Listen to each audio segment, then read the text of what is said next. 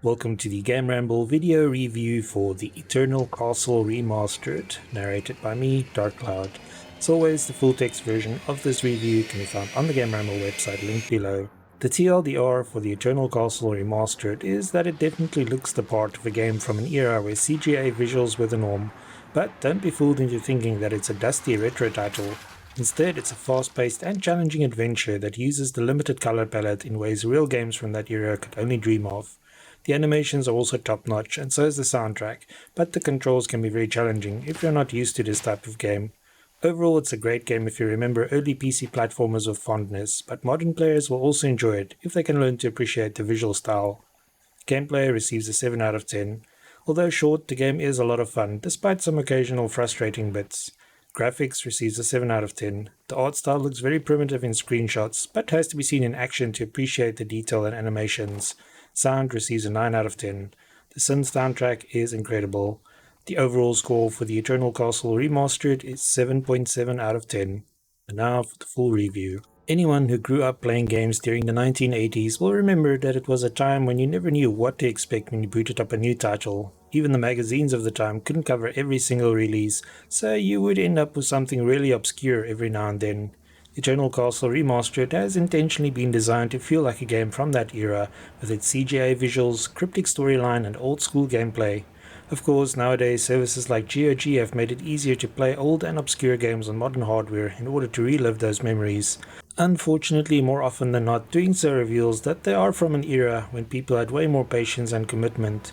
This is where the Eternal Castle excels, as it offers the same type of nostalgic platformer experience, but with a lot less frustration. When we started Eternal Castle Remastered for the first time, it certainly felt like something we might have played during the 80s.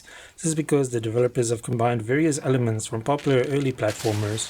Players who fondly remember titles like Prince of Persia, Flashback and Another World in particular will instantly recognize the inspiration for ECR.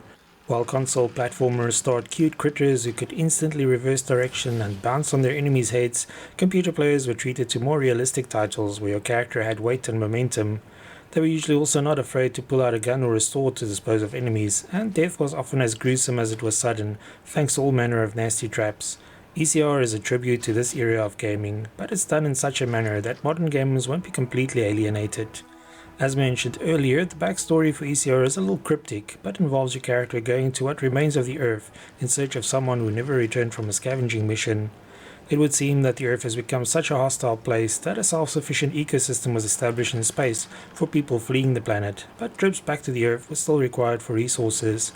Years of pollution, climate change, and radioactive warfare have taken their toll on the planet, so what is left of humanity isn't exactly welcoming.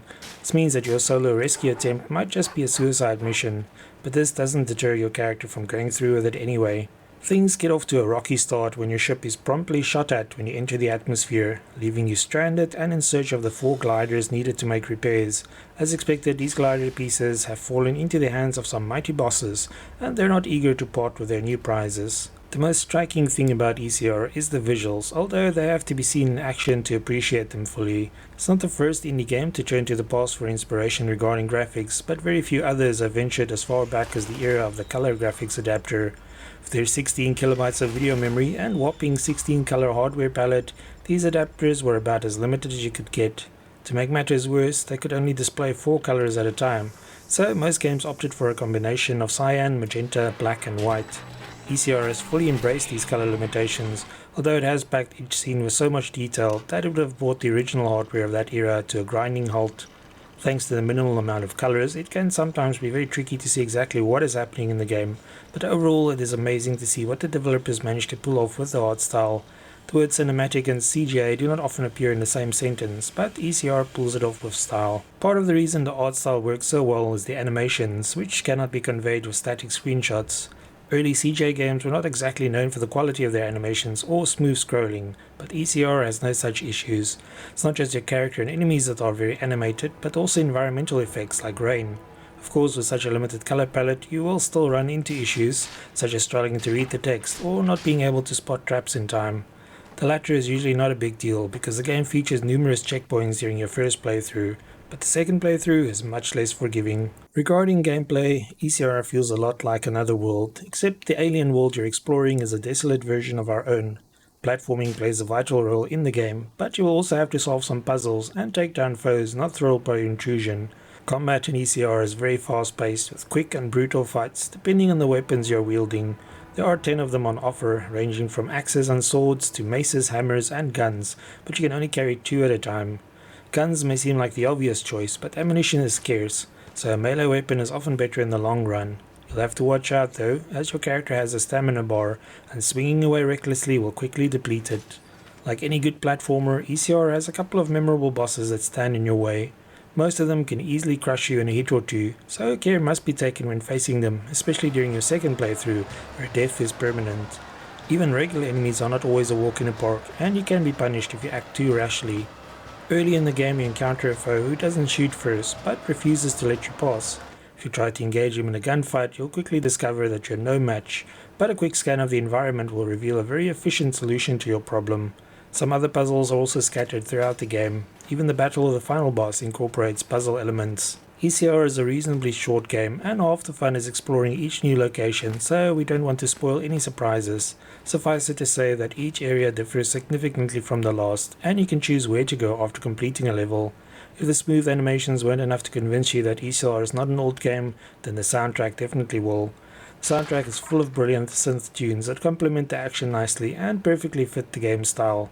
On the other hand, the sound effects are a little harsh on the ears at times, but still matches the visual style. One aspect of ECR that might trouble modern players is the controls, which can feel much looser than what many are used to.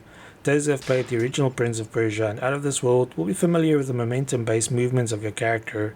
Still, everyone else might take some time to acclimatize.